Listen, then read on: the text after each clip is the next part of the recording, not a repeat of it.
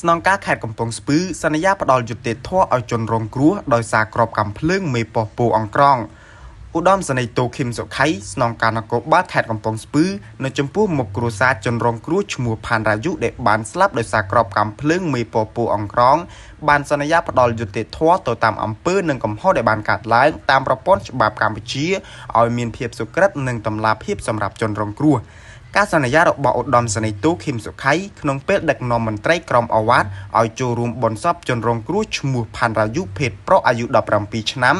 នៅភូមិព្រៃស្រូលឃុំពូអង្ក្រងស្រុកបសាច់ខេត្តកំពង់ស្ពឺដែលបានរងគ្រោះថ្នាក់ដោយសារតែក្របកាំភ្លើងរបស់លោកនាយប៉ុស្តិ៍នគរបាលរដ្ឋបាលពូអង្ក្រងកាលពីយប់ថ្ងៃទី3ខែតុលាឆ្នាំ2025កន្លងទៅ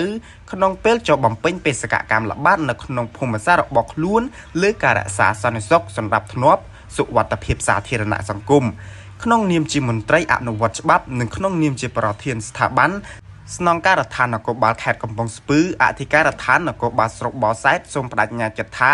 នឹងយកជាបទពិសោធន៍សម្រាប់ការបំពេញភារកិច្ចរបស់កងកម្លាំងនគរបាលជាតិទាំងមូលសូមអធិស្ឋានសំទោសពីក្រុមគ្រួសារនិងសន្យាថានឹងផ្ដល់យុត្តិធម៌ជូនក្រុមគ្រួសារជូនសពក្មួយប្រុសផាន់រ៉ាយុទៅតាមអំពើនិងកំហុសដែលបានកើតឡើងតាមប្រព័ន្ធច្បាប់ព្រះរាជាណាចក្រកម្ពុជា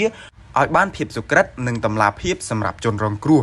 លោកស្នងការប្រកាសធានាថាយុត្តិធម៌ត្រូវតែកើតមានចំពោះសកម្មភាពដែលបានបង្កឡើងដោយមន្ត្រីនគរបាលប៉ុស្តិ៍ពូអង្ក្រងនៃអធិការដ្ឋាននគរបាលស្រុកបសែតនេះនឹងយកជាគំរូសម្រាប់ជាមេរៀនចែករំលែកបន្តទៅតាមបណ្ដាប៉ុស្តិ៍នគរបាលនៅទូទាំងខេត្តកំពង់ស្ពឺទាំង88